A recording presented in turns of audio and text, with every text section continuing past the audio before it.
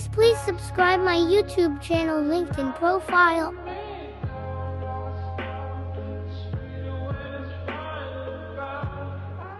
दर्शकहरू नमस्ते, म बलबहादुर राई युकेबाट बोल्दैछु र आज मसँग पाहुना हुन्छ नेपालबाट बेलायत आउनुभएको नेपाली सेनाको रिटायर हलदार साहब हुनुहुन्छ हाम्रो माझमा भानु काफ्लेजी। भानुजी हजुर नमस्ते, वेलकम टु युके। हजुर नमस्कार। कति भयो युके आउनुभएको? हामी लगभग 4 महिना भयो सर। तपाईँसँग आज अचानक युकेमा मेरो मित्र पुरुषोत्तमजीकोमा भेट भयो। तपाईँको उहाँ चाहिँ के नातेदार पर्नुहुन्छ, पुष्पजी र पुरुषोत्तमजी?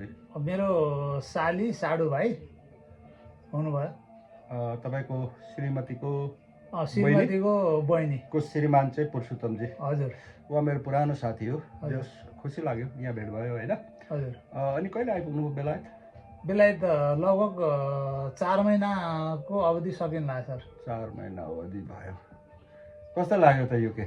युके एकदम रमाइलो लाग्यो सर। है, तपाईँ त फेरि राम्रो टाइममा समरमा हजुर गुड वेदरमा आउनुभयो होइन, लकी हुनुभयो। हजुर हजुर।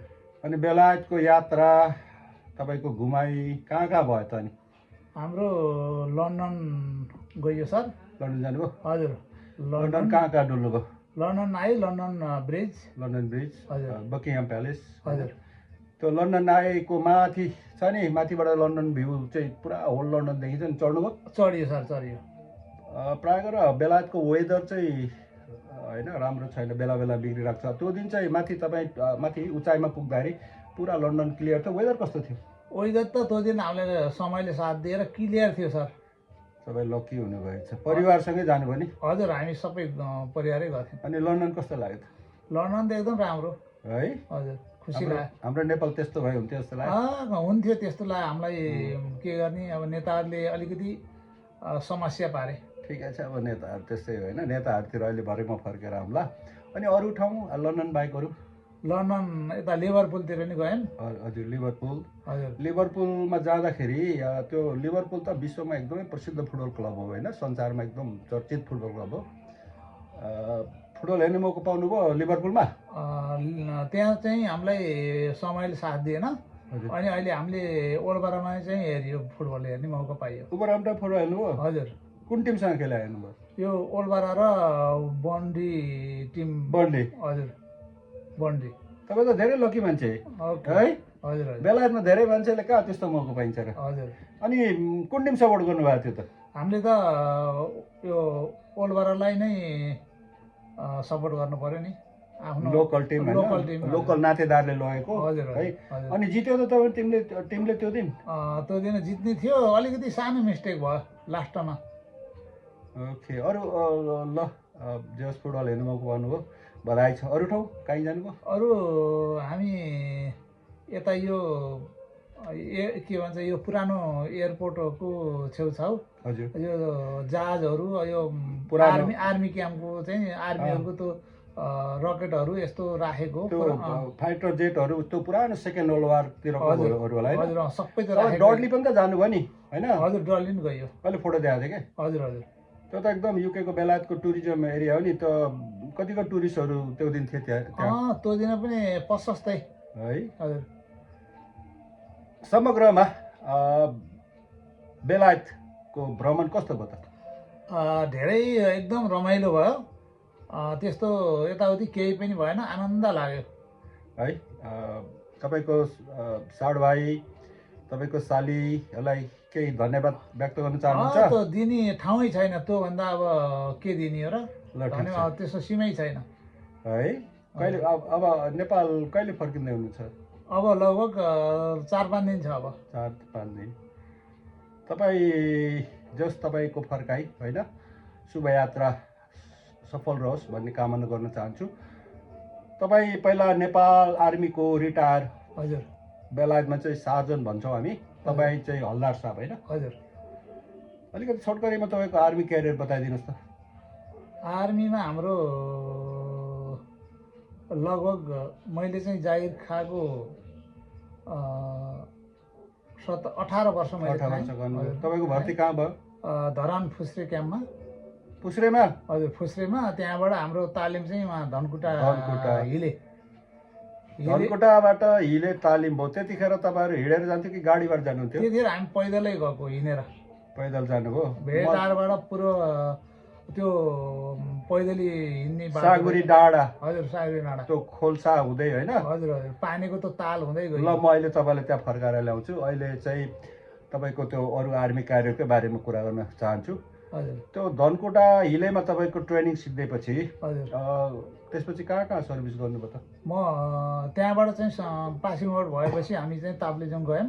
ताप्लेजुङ? हजुर ताप्लेजुङबाट कोसी टपुबाट आएर यता चाहिँ नि पाँचथरबाट इलाम, अनि इलामबाट फेरि चाहिँ नि झापा। अनि तपाईँ त पश्चिमको मान्छे होइन? हजुर पुरा पूर्वमा मात्रै तपाईँको सर्भिसभरि आर्मीमा जागिर खान्छ चाहिँ पूर्वमै धेरै तपाईँको पोस्टिङहरू भएछ, पोस्टिङ भन्छ आर्मीमा होइन? अनि पूर्वेली जीवन प्राय चाहिँ राई लिम्बूहरूको बसोबास होइन?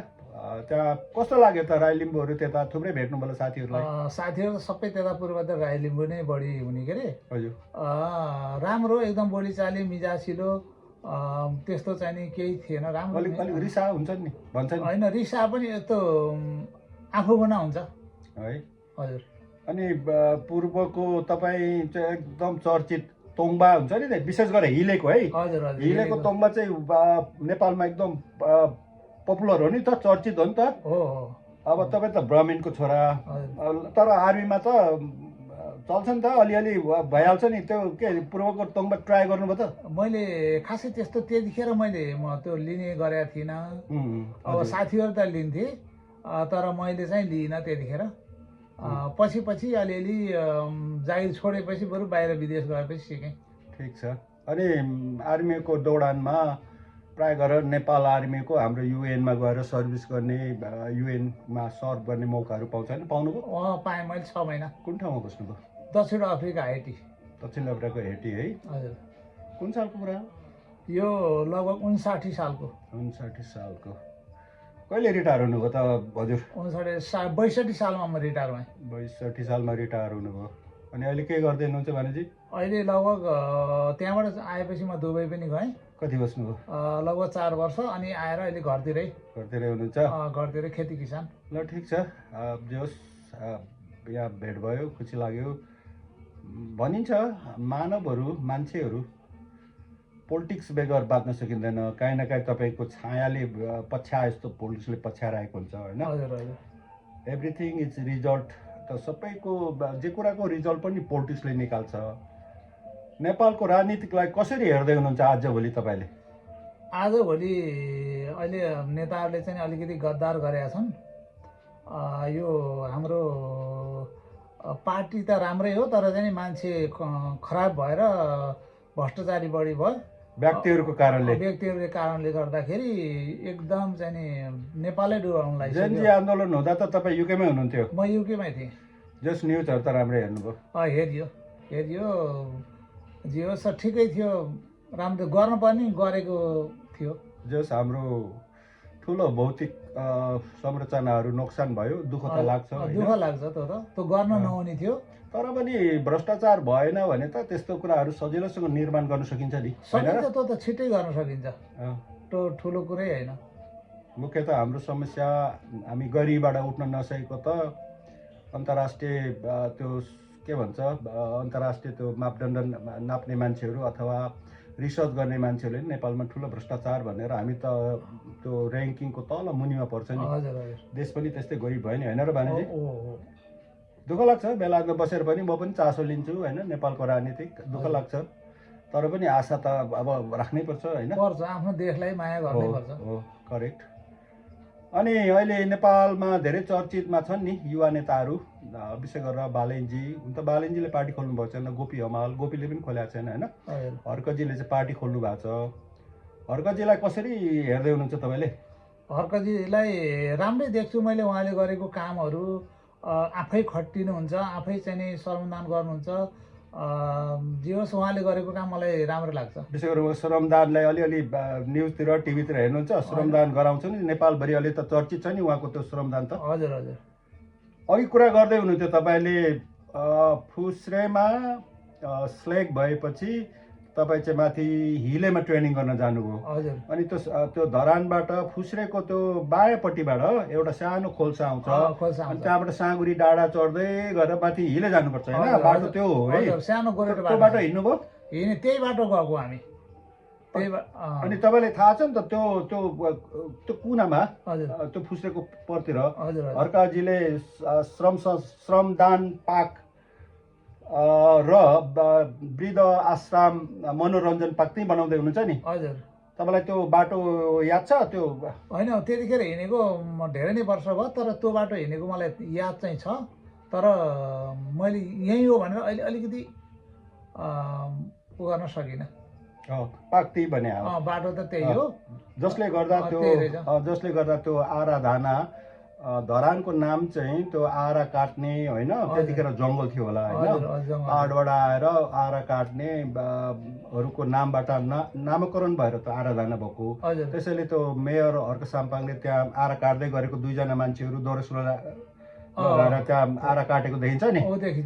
खोल्सा त त्यही हो नि। तपाईँलाई अहिले चाहिँ अलिक सजिलो भयो होला होइन? जस हर्क साम्पाङ ले केही गर्न सक्छ जस्तो लाग्छ? युवा नेता छ, पढे लेखा छ। उसले भनेअनुसार त हामीलाई चाहिँ चाहिने नेतै त्यस्ता हो, केही त्यस्तै चाहिने हो। तपाईँलाई त्यस्तो लाग्छ है? हजुर। जस पोलिटिक्स होइन, हामी रिटायर दुईजना धेरै होइन, पोलिटिक्स गर्नेहरूलाई छोडिदिउँ होइन? हजुर हजुर। अनि कहिले फर्किँदै हुनुहुन्छ? अब 1 हप्ताभित्रमा नि हामी फर्किन्छौँ। 1 हप्ताभित्र फर्किँदै हुनुहुन्छ है? तपाईँको नेपालको ठेगाना चाहिँ? मेरो नवलपरासी कावसती भनेर बुझिन्छ। त्यो जोग्राफिकली नारायणघाटबाट कता पर्छ? नारायणघाटबाट सिधा यता के अरे पश्चिम जानु पर्यो। नारायणघाटको पुल तरेर पश्चिम जानु पर्यो, त्यहाँबाट 32 किलोमिटर। पोखरा जाने बाटो हो? होइन, पोखरा त माथि गइयो, बुटोलतिर जानुपर्छ। कौसुती? हजुर। कौसुतीबाट तलतिर इन्डियन बोर्डर कति टाढो छ? लगभग मोटरसाइकलमा जान पनि 3 घन्टामा पुगिन्छ। 3 घन्टामा पुगिन्छ? टाढो त रहेनछ त? छैन, त्यति टाढो छैन। एउटा दाउन्नेको पहाड छ है, त्यो काटेर जानुपर्छ। यसपालि अघि मैले छुट्याएछु हजुरलाई सोध्न, हजुरको मिसेससँग बेलायत आउनु भयो नि त? हजुर। होइन हो, दम्पति रिटायर लाइफ बेलायत भ्रमण। हजुर हजुर। ल तपाईँको खुसी लाग्यो? ओहो ल, उसो बहिनीले कस्तो राम्रो फुल फुलाउनु भएछ। माइ गॉड, सो ब्युटिफुल, कस्तो राम्रो। मेरो साथीको घर हो, माइलो हो यो, माइलो छोरा। हेलो, कति राम्रो फुल छ है माइलो। नमस्ते नमस्ते नमस्ते।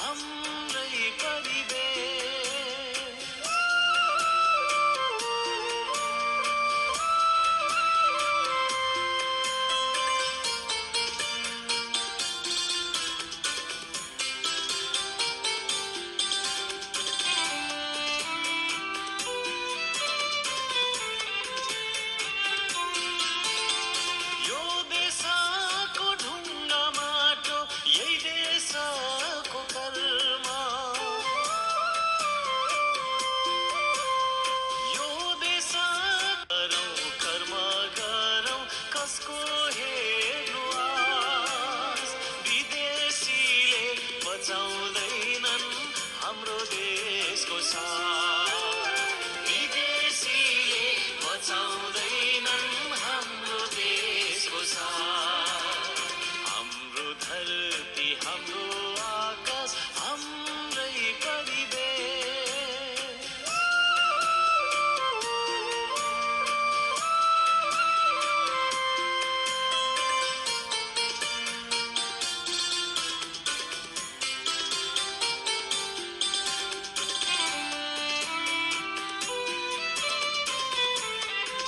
can't give up because my story isn't over yet. I can't let down those who rely on me. There's so much more to be written. My journey has been filled with ups and downs, but every chapter tells the story of my strength and resilience.